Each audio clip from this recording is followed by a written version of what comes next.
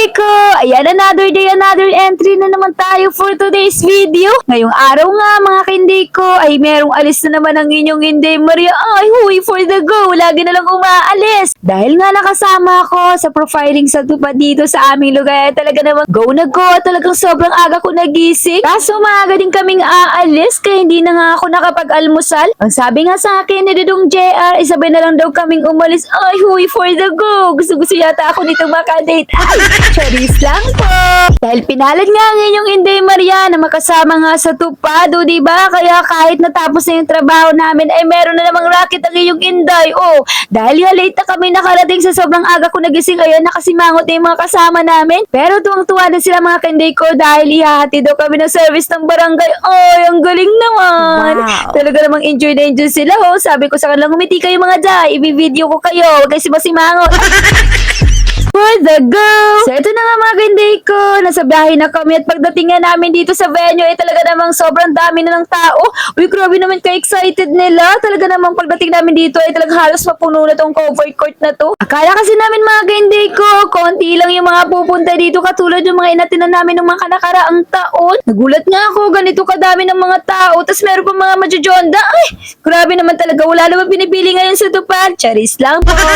Nagbibigay naman kasi ng medical certificate talaga mga kainday ko as long as kayang magwalis. Kaya eto, nung pagdating nga namin dito, kaya pala sobrang daming tao ay darating pala si Congressman Oka Malapitan at ang kanyang anak na si Enteng Malapitan. O diba? Dumating din ang ating Vice Mayor si Karina T. Ay, talaga naman. Ang dami nga namin magwawalis, tsak lilinis talaga yung bawat lugar namin mga kainday ko kasi sa sobrang dami nito, tsak magwawalis at magwawalis ang mga to. Kaya inaasahan kong maging malinis ang bawat lugar ng mga kasali dito sa tupad. Ay, for the go!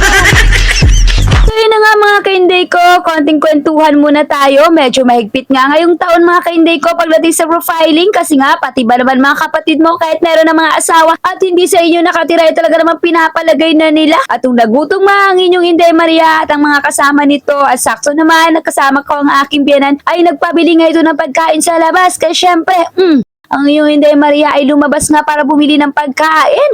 At sa dami nga at haba ng pila ay talaga naman pumili lang ako kung ano yung mga mabilis lulutuin. At pagbalik ko nga doon mga kainday ko ay nag-umpisa na ang pag-interview ng mga taga-dole. Tuwang-tuwa nga ako dahil medyo mabilis ang usad. Sa dami ba naman kasi na nag-interview ay tsak mga kainday ko, hindi kami aabutan dito ng siyam-siyam. Dahil sa nakikita ko, mukhang mabilisan to. At hindi nga nagkamali ang inyong Inday Maria mga kainday ko. Agad-agad nga kaming natapos. At eto, nakasakay na nga kami sa jeep at hinihintay namin itong mapuno. Ang sabi ko sa kanila, i-video ko kayo dahil for content creator tayo mga jay. Kailangan niyo akong supportahan kaya dapat lagi kayo nakasmile. Ay, charis lang po. At pagdating nga namin dito sa may simbahan sa lugar namin ay bumili kami ng chicken. Siyempre, yung mumurahin lang para hindi naman kami mapapamura sa mahal ng paninda.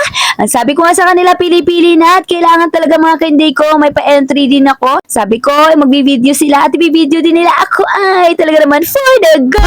Kaya ayan, habang namimili sila, sabi ko, sige lang, pili-pili lang kayo dyan at buti na talaga yung ibang kasama ko. Yung kasama ko dyan na si Ate Maricho, ay ate ba? Mas matanda yata ako.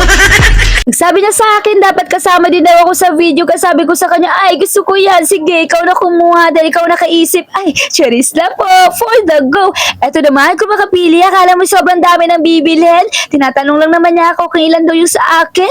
Ang sabi ko sa kanya, 3 lang. Dahil 3 lang naman kami sa bahay. Kailangan isa-isa lang na hindi pwede dalawa-dalawa. Medyo mapapamahal kasi kami at alam niyo naman sakto lang yung budget ng inyong Inday Maria. Kailangan tipid-tipirin at may pagbilang pa nga sa wallet ang inyong Inday. Oh, kita nyo naman, ang saya-saya naming namimili. Akala mo ba'y pagkasarap-sarap talaga dito at pinag-aagawan? Ay, for the go! Masarap po talaga yung panin ng chicken ni Kuya. Kakita-kita nyo naman, halos ubusin na nila. At pagkatapos ka namin dyan mga kainday ko, ay naghiwalay na kami ng aming mga kasama dyan. At ayan, may pagkaway pa nga ang inyong Inday Maria kasi nga happy ako mga jay dahil nga nasama ako sa video. Wala kasi si Inday Sofia kaya medyo nahihirapan talaga akong nag-video pagkasama ako. Kaya ayun, nakikisuyo na lang ako sa mga kapwa ko dyan, mga kainday ko. Kapwa ko content creator din po yan mga jay. Oh my gosh. Sila nga pala yung mga kasama ko sa tupad at sana nga ma-text kami lahat dahil mga day, nakabudget na po talaga yan. At ang sabi ko nga, kapag sumahod ako ay bibili ko ng frozen. Kaya kayo mga hindi ko bumili na kayo sa akin, magtitinda na ako mga day. Wow. At eto na nga mga kainday ko, naglalakad na ako pa uwi dito sa amin kasi nga syempre wala pa kami sahod ngayon, hindi kami pwedeng sumakay. Kaya walking muna ang inyong mga inday. At shoutout nga pala sa mga kasama ko, kay Ate Mayet, kay Ate Rosie, kay Jocelyn, kay Maricho. Ayan, sabi nga nila shoutout ko daw sila. Ay, talaga naman. Thank you talaga sa inyong mga support sa mga content ko. Talagang po naman super duper proud kayo sa ginagawa ko. So yun ang mga kainday ko. Basta bilang isang content creator ay dapat gugulong tayo, magtulungan tayo dahil para sa kinabukasan natin to.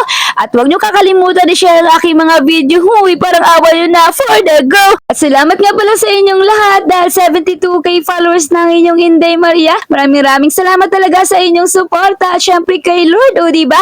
Hindi natin yan makakalimutan. At kapag gumita na naman ang inyong Inday Maria, ay talagang mag-share ako na mag-share ng blessing. Dahil alam nyo naman, kapag meron ako, ay talagang hindi po talaga ako maramot. So, yun lang po. God bless!